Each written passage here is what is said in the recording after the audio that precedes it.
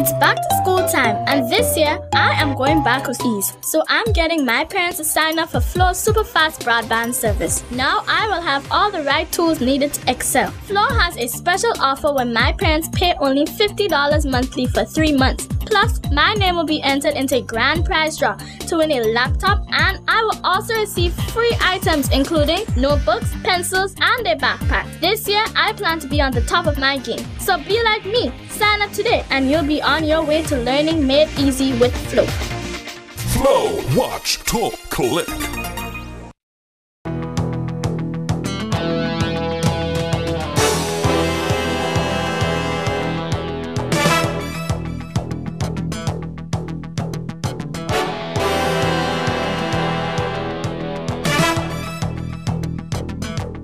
This is CC6 Newsnight Weekend Review for September 2nd to September 5th, 2013.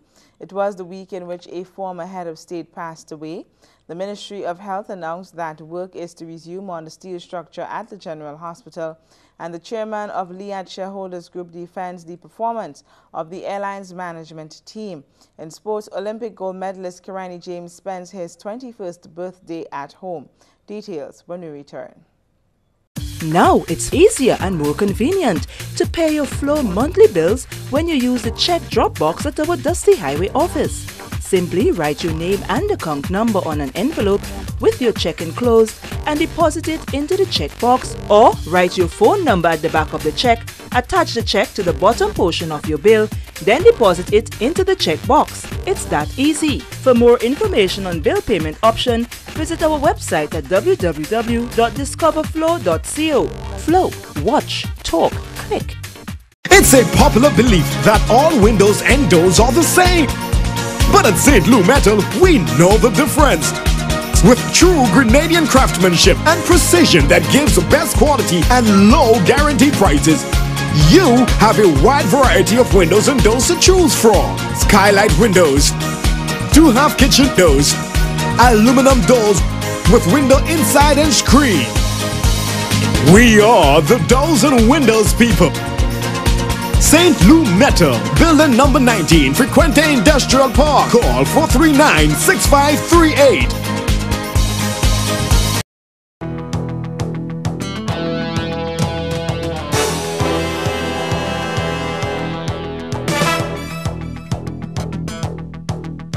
Thanks for joining us. I am Samantha Williams-Worm. Grenada's second Governor General has passed away, and Prime Minister Dr. Keith Mitchell is the first to pay tribute to the 78-year-old. Former Governor General Sir Paul Scoon passed away on Monday. The 78-year-old has been ill for some time. Prime Minister Dr. the Right Honourable Keith Mitchell expressed his grief at the death in an interview with members of the media on Monday evening. I think we are aware of the tremendous contributions Sir Paul has made to this country throughout his entire life as a public servant, as cabinet secretary in the country, as a teacher, and of course as Governor General for many years. And even after his stint as Governor General of the country, we felt his calm and voice and intellect. He was one of the few leaders of this country who sought to write, took time off to write his views and of course his memory of what took place in the history of this country during his time, which is a clear distinction from what has been the norm over the years. Dr. Mitchell called the former head of state a fearless man in and out of office. History would record that Sir Paul was fearless in his assessment of the politics of this country over the years. He did not mince words or try to pacify others by making statements that he believed that would be softer than they should be. He said it as he thought it existed, and some were not happy with his what he saw was a reflection of Grenadians' history. But I think he needs to be commended. Whatever one can say, that he spoke his mind. In fact, he was even more forthright when he left the Governor General's office, knowing that as Governor General he had to be far more diplomatic than he had to be after service in government. The nation's leader says Sir Paul will receive a send-off that is befitting a man of his caliber and someone who has served his country well. The cabinet would be involved. We will accord Sir Paul the level of funeral that he deserves and that the country laws dictate. And therefore we will put out all stops to ensure that he gets the best, because we have to send the right message to our children, grandchildren, that those who have served this country well, and in sickness and in health and in death, it must be treated accordingly. Sir Paul Schoon was sworn in on October 4th, 1978 as the island's second Governor-General and served for more than a decade as head of state. 6 months after taking up the position, Sir Paul was faced with the reality of the new dual movement revolution. The revolutionaries suspended the constitution and the office of the Governor-General was placed in uncertainty. Following the military intervention by the United States and Caribbean forces in October 1983, Sir Paul, as a representative of Her Majesty the Queen, who remained as head of state even after independence, assumed control of the business of the state, ensuring a return to parliamentary democracy by appointing an interim government which arranged for general elections to be held under a reinstated constitution. Sir Paul retired from the post of Governor-General on July 31st, 1992 after 14 years in office. Blossom Alexis Welsh, CC6 Newsnight. The government has been given the green light to resume work on the steel structure at the General Hospital, and what has been an eyesore for years is to become an accommodation for some departments of the health facility. Work on Phase 2 of the General Hospital is expected to resume by the end of the year, as government has decided to go ahead with the project that includes a massive steel structure that was deemed inappropriate for the top-class health facility. Phase 2 of the project began more than 2 years ago, but was halted about a year later. Addressing post-cabinet briefing on Tuesday, Minister of Health Honorable Clarice Modeste-Kerwin says stakeholders have decided the steel structure can be utilized. However, some adjustments need to be made. Since we have some of the monies left from Phase 2, we decided to go ahead and do a limited Phase 2, but one that will provide adequate facilities so that people can function better, and very importantly, our patients can feel a little bit more comfortable. So we are going to look at that steel structure, and it's going to be a 3-story structure that's going to house accident and emergency, some offices, maintenance, and other things. We are going to reconstruct the I ward in the exact location where it is now, because I ward is in the main hospital building and it does pose some problems for staff and patients. And also we're going to redo the laboratory. There was a requirement for government to pay 30% of the design fee to the contractor, and that has been issued, paving the way for work to begin in the coming weeks. The contractor who had started the work is going to continue. Most of the monies for that project is going to come from a donation given by the government and the people of Venezuela. So again, I want to express thanks, and again, Honorable Nicholas Steele has been very instrumental in continuing the negotiation. The monies has been there, but we had to reinitiate discussions to ensure that these monies were still kept and that we could utilize it for Phase 2. The health minister says they are still committed to the concept of a new hospital. However, financing that multi-million-dollar project is not possible at this time. We see the benefits of it in terms of looking for improved location, which would have better access and allow other facilities to be implemented that would be difficult to implement within that structure as it exists. Minister Modeste-Kerwin says government is looking at how they can reduce the amount of money it has to put out for the project, which will be funded by Venezuela. The overall cost of the project, she says, is approximately $9 million, and there is still between $4 and $5 million left to finish Phase 2. Janelle Andrews, CC6 Newsnight. An IMF delegation is on the island for meetings with the government to agree on an arrangement for the servicing of the national debt, but the Conference of Churches sees the visit as adding further pressure on the island's already limited resources and has asked the government not to bow to external pressures. The Grenada Conference of Churches is urging the government to resist any attempt by the International Monetary Fund to increase taxes and cut social services as the island continues to deal with the tough economic times. The organization, in a statement released on Wednesday, said it is deeply concerned about the prevailing socio-economic situation in the country, and any attempt to impose additional taxes on the Grenadian population should be resisted. Officials from the IMF are in Grenada this week conducting an assessment of the economic situation in Grenada, and the religious leaders reminded government that many people were finding it extremely difficult to make ends meet.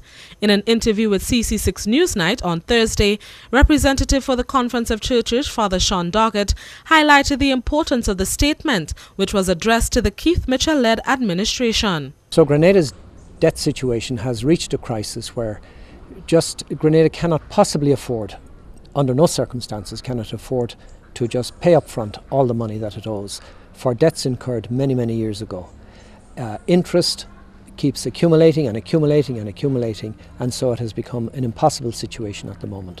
Now, we know that the practice of the IMF has been in the past is to introduce austerity and to make countries, in return for help from the IMF, to make countries pay as much as possible coming from their own resources. Well, we are very much aware that the people of Grenada are already very heavily taxed, and that resources, medical resources, educational resources, social resources have been cut, are pared down to a level that really is below what is required for full human dignity. Father Sean says while they support efforts to create jobs and find sources of investment funding that can be channeled into productive projects that will not just produce wealth but will enhance the sense of self-worth and dignity of Grenadians, they are convinced that further severe measures are not the way out of Grenada's debt crisis. We are urging the government to take a very strong line with the IMF, not to impose any new taxes. We're not saying that existing taxes should be abolished. And in actual fact, one of the problems that we have heard the government say and that we believe to be true is that the collection of taxes and the payment of taxes is a huge problem. If everybody who is liable for tax in Grenada, that's the people who are subject to income tax, that's those who earn over $5,000 a month, and if all the businesses pay their VAT upfront, I think that would go a long way towards resolving the problem. He puts forward other solutions to the country's dire situation. But the conference is looking for more than just an increase of revenue. We're bringing forward the idea of Jubilee.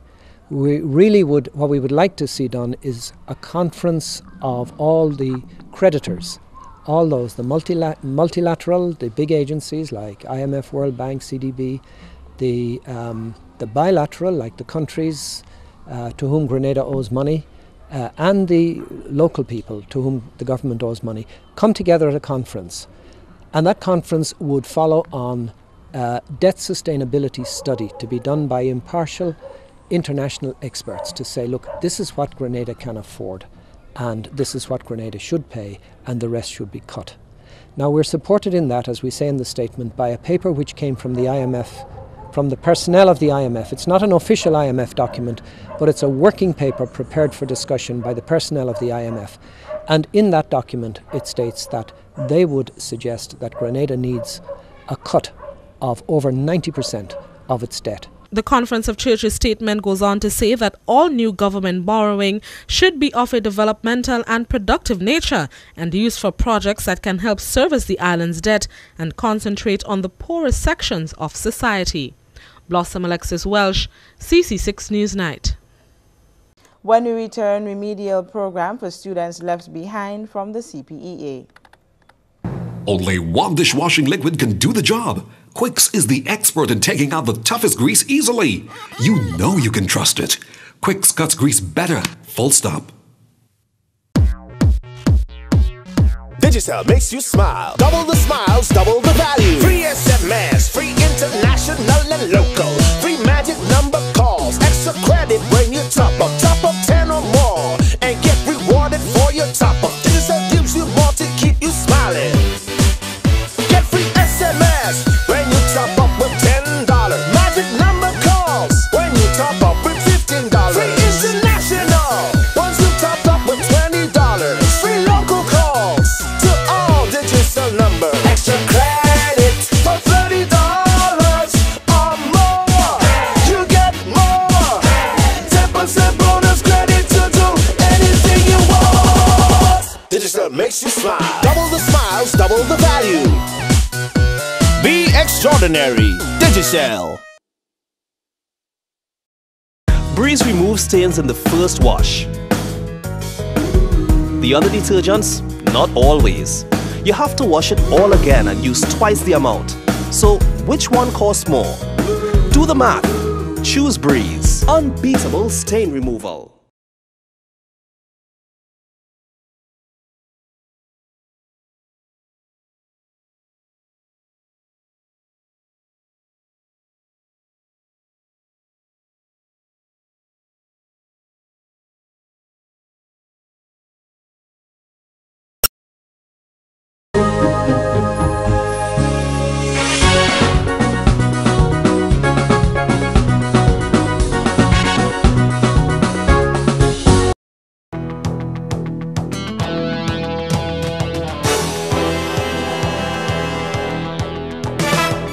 Welcome back. Regional carrier Liat has been the topic of conversation over the past weeks as the service provided to customers plunged to an all-time low. But one stakeholder is not about to hold the airline's management responsible, as he believes there were circumstances beyond their control. Chairman of the Liat Shareholders Group and the Prime Minister of St. Vincent and the Grenadines, Dr. the Honorable Ralph Gonsalves, says the present service meltdown of regional air carrier Liat is not a fault of the management, but a series of circumstances beyond their control. Speaking with CC6 on a Time to Talk program which has been recorded to air Tuesday at 7:30 p.m., Dr. Gonsalves says no evidence has come before him to show that Liat's management team can be held responsible for the present fiasco. I have to get the compelling evidence that the management themselves had made errors which have been errors which have not been forced, that they have made these errors out of their own negligence or their own inadvertence. That information has not come to me. I have persons on the board of directors. Each of us has representatives on the board. And I think there's a good board. Liat has been experiencing unprecedented delays over the last 3 months, with passengers and crew subjected to waiting and working extended and long hours to deal with delays caused by a shortage of pilots and breakdown of aircraft. Several voices across the region have called for the removal of the present management team, which has been described as incompetent and lacking the skills and vision necessary to deal with the present crisis. I'm not in the vanguard of those who are saying chop management. I am usually careful until I see evidence which I will consider persuasive, if not compelling. And I talk about this, I talk in this way from somebody who has been involved in political activity for now 45 years and who has been around as Prime Minister now for almost 13 years. So I approach these matters with clarity, robustly, but nevertheless measured. Liat has embarked on a refleeting exercise which has resulted in pilots no longer being able to fly the old Dash 8 aircrafts as they had to be trained for the new ATRs, and Dr. Gonsalves says the traveling public was not prepared for the disruption that this would cause. Liat's management ought properly to have explained the potential problems of the transition so that the public, it wouldn't shock the public. And clearly, this is a matter for which we, the shareholders and the management themselves, they have acknowledged that they erred in not informing people on a timely basis. Dr. Gonzalez also attributed the meltdown in Liat's operations to the fact that shareholder governments did not provide cash to the airline for the refleeting when it was expected they would have, and also other governments who have so far not participated in financing the regional carrier. Beverly Sinclair, CC6 Newsnight. Some of the nation's schools are expected to roll out remedial plans for the students that were not successful in this year's CPEA, and a former education minister says the program was designed to avoid such a situation. The 41 students who were retained at the grade 6 level following the results of the 2013 Caribbean Primary Exit Assessment exam are expected to begin their remedial programs with the start of the new school term. A total of 1,748 students were registered for the CPEA. However, 1,699 students were assigned to secondary schools. The students will experience special diagnosis and intervention, leading to an individualized plan being developed for each child. Minister of Education is Honorable Anthony Boson, and he addressed the issue at a recent post-cabinet briefing. The students were held back, I believe, for their own good, because what we have done and what we'll continue to do is to put remedial programs in place to assist those students, right? Because it makes no sense, you are allowing students who cannot read and write to proceed to secondary school, and that create a bigger problem there. So we have decided to even deploy some of the specialist teachers back to the primary schools to help in that situation. So at least we know that when students write that exam, they have mastered the basic competency in maths and English. So a lot of remedial work will be done with those students that were left back and those who will be coming forward. Deputy Chief Education Officer in the Ministry of Education, Patricia Felix, describes how the remedial program will roll out for those students. Each school will come up with an action plan with remedial actions, what they'll do to address the literacy problem in the school, literacy and numeracy problem. Also, we'll also have our special needs unit will be working along with the SEND teachers in the school to ensure that come next year, this training will perform much better in the CPA program. But former Minister of Education, Senator Franca Alexis Bernardine, under whom the CPEA was introduced last year, says, however, the program is designed to monitor the students and identify what their needs are. Every system should be put into place and was put into place to support children who were not making it at that level. Now, there should have been, this is the beauty of the CPEA, Caribbean Primary Exit Assessment, because it is an assessment over a period of time. And children who are failing at the grade 5 and grade 6 level should be picked up. That's the advantage of it. In fact, they should be picked up since before, that they are not meeting the criteria in the various categories and should therefore be sent on to either the literacy teacher for support training, or counselor if it is a behavioral issue, so that they can swing back into the mainstream. And we've also broadened what is offered tremendously at the secondary level. Input for the program will also come from selected literacy and mathematics specialists at the school level, and the entire process and student progress will be closely monitored by the technical staff of the Ministry of Education. A little more than a year after winning Grenada's first Olympic gold medal, Kirani James received the first installment on a promise made to him by the former administration for the spectacular accomplishment in London. Grenada's Olympic gold medalist Kirani James was presented with a $100,000 check and 4 treasury bonds worth $100,000 each as government honors a commitment made by the past administration. The presentation took place at the Spice Island Beach Resort last Saturday night, the day after the former world champion arrived in the island for his 21st birthday weekend. Prime Minister Dr. Keith Mitchell made the presentation to the Olympic hero and praised Kirani for his contribution to lifting Grenada's name on the international stage. Kirani was awarded $500,000 by the former NDC administration after he won gold in the 400-meter final of the 2012 Olympics in London. And I'm confident, because at 20 years, you have a long way to go. And those of us who have been involved in sports will know The real peak in any sporting activity is about 25 to 28. So you have not reached that peak. So we are confident that you will make it and continue to make us proud.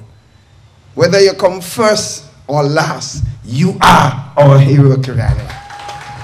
Dr. Mitchell says it was a small sacrifice this country can pay for the 21-year-old's success. Despite all the different permutations, we say what is important is the significance. And the announcement made was $500,000 in total. So the government has decided to commit itself to this, despite the serious economic problems that we are facing at this particular time, where we came in where government was selling assets to pay salaries. But we believe because of your success and the potential for helping us to even generate more success for this country, we think this is a small price. We don't believe we have done a lot.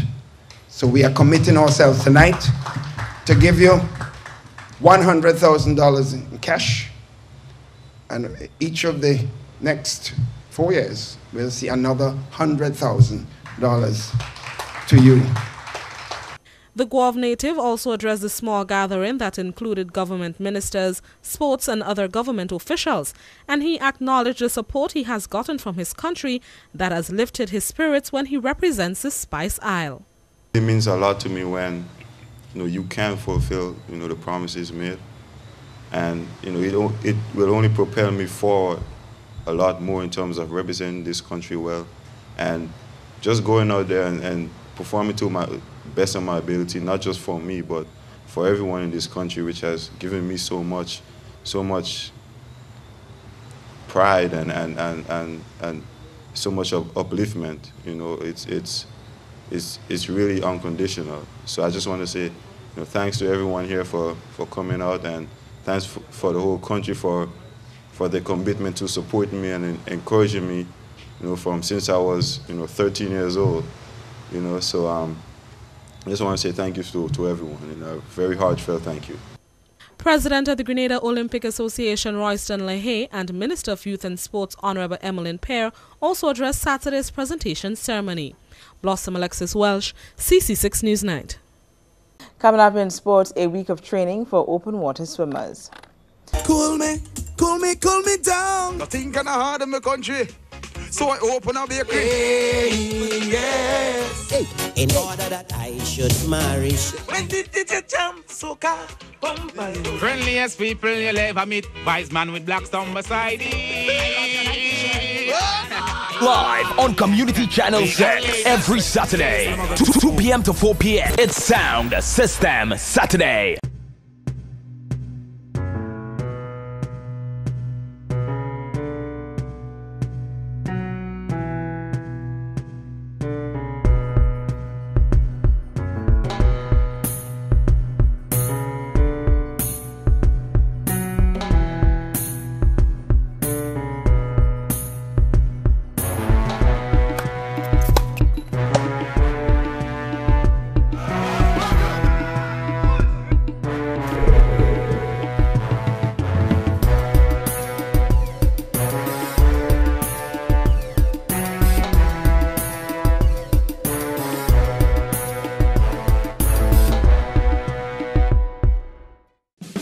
Grenada, you are being watched by the hardest hitting commentary team ever assembled, and they tell you as they see it every Monday at 8 p.m. on Community Channel 6. Watchdog. Biting commentary. A biting commentary. Repeat broadcast Saturdays at 8 p.m.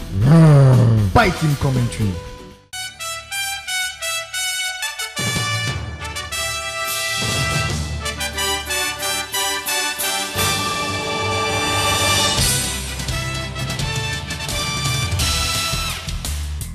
Welcome back.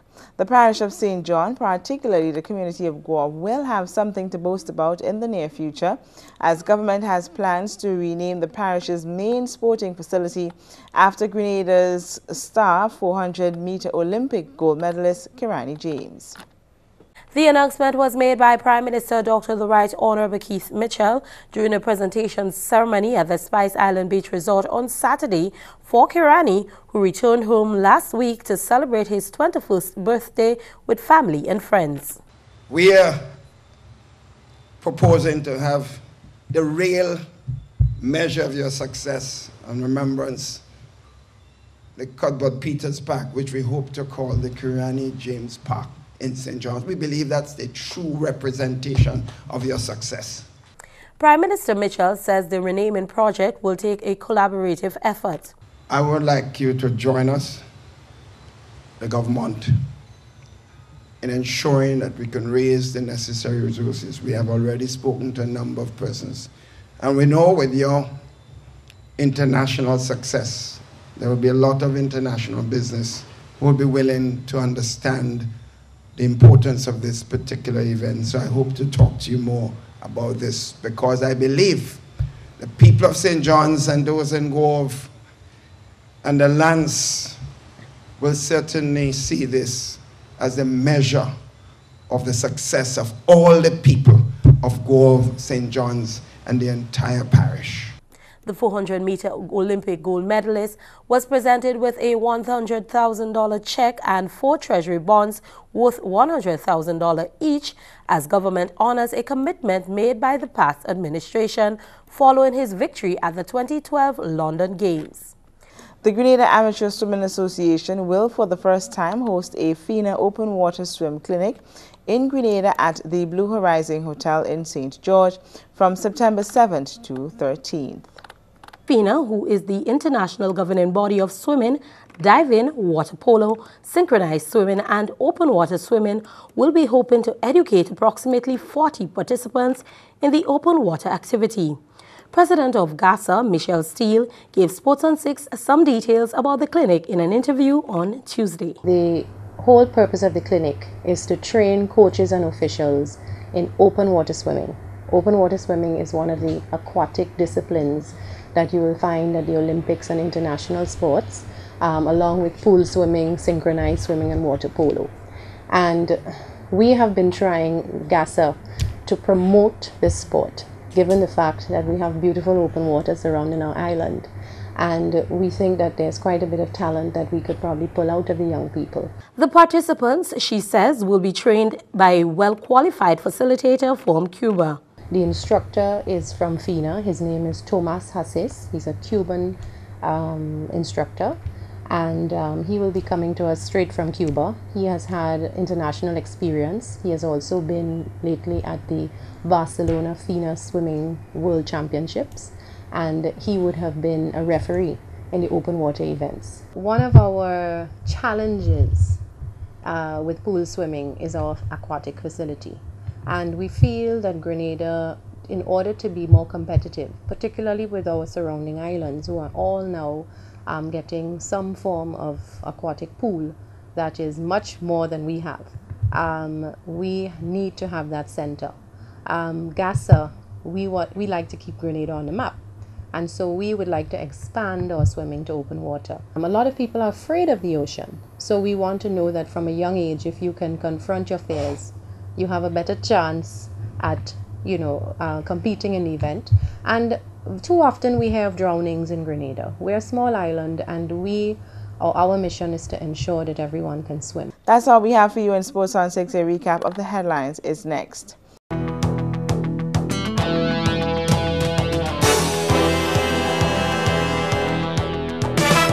Recapping the headlines, it was the week in which a former head of state passed away. The Ministry of Health announced that work is to resume on the steel structure at the General Hospital, and the chairman of Liat Shareholders Group defends the performance of the airline's management team. In sports, Olympic gold medalist Kirani James spends his 21st birthday at home. That brings us to the end of CC6 Newsnight Weekend Review for September 2nd to September 5th, 2013. Top stories from CC6 Newsnight can also be seen on our Facebook page, Flow Community Channel 6. On behalf of the news team, I'm Samantha Williams-Worm, thanking you for joining us.